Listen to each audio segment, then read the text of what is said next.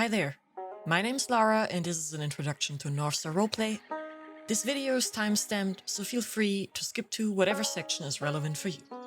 Now the first thing you want to do after installing RedM is to join our Discord server. You can do that through the website, the link in the description under this video, or just type discord.gg/northstarrp into your search bar. Next up, you want to familiarize yourself with our rules. You can just head to the rule channel and click on that link here, and it's going to redirect you to our rule page. In order to ensure good quality roleplay, it's important for us that every player is aware of the rules. If there's anything that is not clear to you, community support is a great place to ask other players. And then when you're done, just hit the little check mark here, and it's all you gotta do in order to be able to join the server. Now, if Northstar isn't the first server you're playing on, you probably want to clear your cache before joining. The easiest way to do that is just right-click on your desktop shortcut of RedM, then go to Properties, which is when this window is going to pop up. You just want to open the file location, open RedM application data, and head to Data, Cache, and then you can clear everything in this folder, unless you have Reshade installed like I do, so I'm just going to delete everything but the sub-process folder, and that's it, we're done. Now we can finally join the server.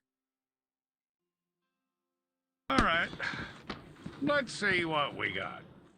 Now, once you're here, you will be able to create your first character, which should be pretty self-explanatory. You have all the creative freedom here, as long as it ends up being a somewhat believable character. Now, you are able to change, obviously, clothing, makeup, and even the looks of your character themselves later on when you're already in-game, but that's gonna cost you money, so just make sure you spend all the time you need in here and get everything done as you like it. Now, for your character's personal information, if you've read the rules, you know the character needs to be at least 18 years old. And then for the description, that's just going to be a physical description of your character. You can choose a nickname if you like to. And for the legal name, that's what your character is going to apply for business with, etc. So make sure it makes sense. And now we can go ahead and create the character. Now that we're on the server, let's go ahead and set up a voice chat. So you want to just hit escape, then go to settings, audio, and then scroll down to the voice chat section. Now, first off, you want to make sure voice chat is enabled. If it was turned off before, you might need to relaunch the game in order for it to work. Then you want to make sure your output and input devices are set correctly. And then also make sure your voice chat volume and microphone volume are all the way up.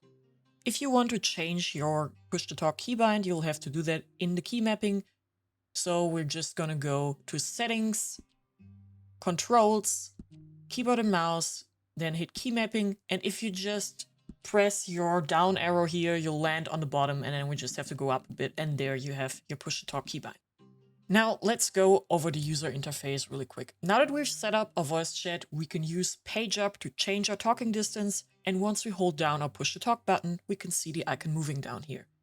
If you like to change the position of your UI, you can just press T and then type edit needs.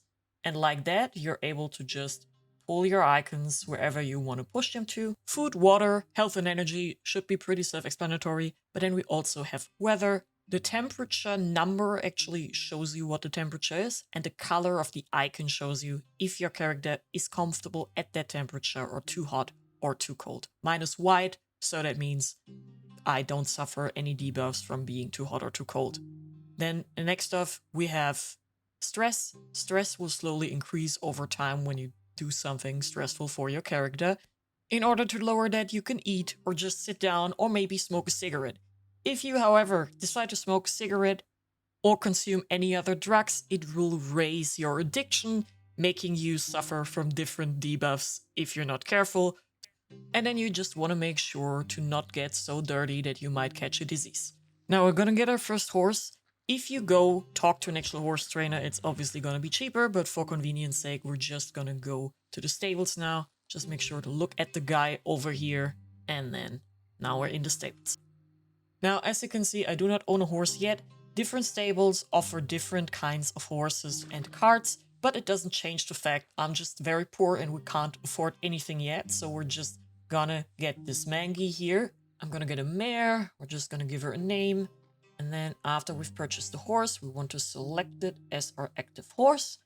And once we've done that, we can head to the horse components section, and this is where we can now get tech for a horse. Just gonna get saddlebags, so I'm able to utilize storage on the horse, and then we're able to take it out in the stable or at any stable boy, so I'm just taking it out in Strawberry here. When you focus on your horse with the right mouse button, you're gonna be able to see its hunger and thirst levels. While you'll need to pay for food, get it from a horse trainer or a general store, you're able to make your horse drink for free at any open water source or any watering trough in town. Eventually, you'll want to get yourself a brush or at least a hoof pick to make sure your horse isn't being worn down by dirty hoofs. Now, aside from a horse, there's obviously other necessities we need to get. You might have noticed that there is no compass at the bottom left here, so we're now going to go ahead and get one from a general store as well as a paper map. And that's all we need for now, as we started with food, water, and the necessities in terms of medical items. Now that we have a paper map, we can see what stores are available in town. We have survivalist solutions over here. This is a gun store, so this is where we're going to go now. Now, with every gun or general store, this is the location you will see on your map. But very close by, you will still have a local store that will sell the necessities of that profession. Although the player-owned store is likely going to sell more expensive weapons that I can't afford yet, I'm still going to have a look to see if there is something I can get there that's cheaper than getting it from the local store. We have a lasso here that's a little bit cheaper. And we also have some gun oil that is cheaper here, so this is what we're going to get. And then at the local store, we're just getting a carbine repeater, some ammo for it, and a knife. To use the weapons, you just want to double click them in your inventory, and then for any firearms, just use the ammo. And then there we go, now we're ready to get started. Now, we do have improved weapon maintenance on the server, meaning your weapon can jam or even break if it's not taken care of properly. So if you want to clean your weapon, just open your weapon wheel with tab and then press the maintain button. I believe it should be mouse wheel on default, and then if your weapon is dirty and you do have gun oil in your inventory, you're able to clean it just like so. When dual wielding two sidearms, you will notice that there is no maintain button, so in order to clean one weapon, you will have to unequip the other, and then you can maintain it just like shown before. Now let's get ourselves a mail as well, just to enable us to communicate with other players, even if we're not around at the same time or place. You can just look at your paper map and head to any mail office.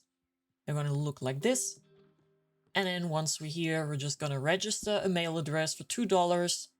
And now the number 190 is our permanent address. If you ever forget what your address is, you can just look at it up here. And now, as soon as you know what someone's PO box number is, you're able to send mail.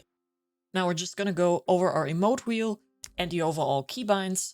Once you hit B for the first time, you will be hit with an introduction to the emote wheel. If you want to know everything you can do with it, have a look at it, but we're just gonna skip this for now, and I am going to select a fitting walk style for my character. We're just gonna go with this one, and we're also going to select an emote that we will put into our hotbar down here.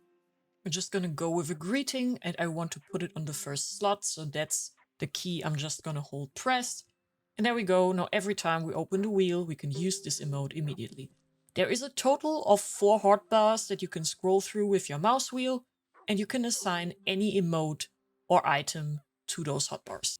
Now, of course, this isn't the only way to use emotes. You can also still use the text box and use the clothing commands you're probably used to, as well as animations. A full list of those you can find in the Keybind channel on the Discord server. Pinboards can be found in every town and is mainly where people will advertise their services. So if you're looking for something, you probably want to go to a pinboard and see if someone offers it. On the other hand, if you are looking for something or you have to offer something, you can also just put it on the pinboard. You can either put in a pre-made poster with a link, or you can simply just write a text and put it at the pinboard just like that. Now, although we do encourage trading directly between players, sometimes you're just not able to be around when the other person is, so there will be instances where you run across a store and it tells you they're buying something from you. This one here says they're buying nitride and regular ammo. Well, I do have some regular ammo on me, so let's just try to sell that. Once you hover over the icon in your inventory, you'll be able to see the price you're able to sell it for. And then when you drag it over, there we go. We've just sold some ammo. Now the last thing I want to show you is our in-character guide. Just press T to open your text box and type /guide. And just like that, you can have a look at everything your character would reasonably know about. For example, how to get water, anything that is just part of how the server, how the world works, and doesn't really make sense for you to ask in character, you can have a look at in here. And that's everything we got for you today. I hope this tutorial was helpful to you, and hopefully see you in character.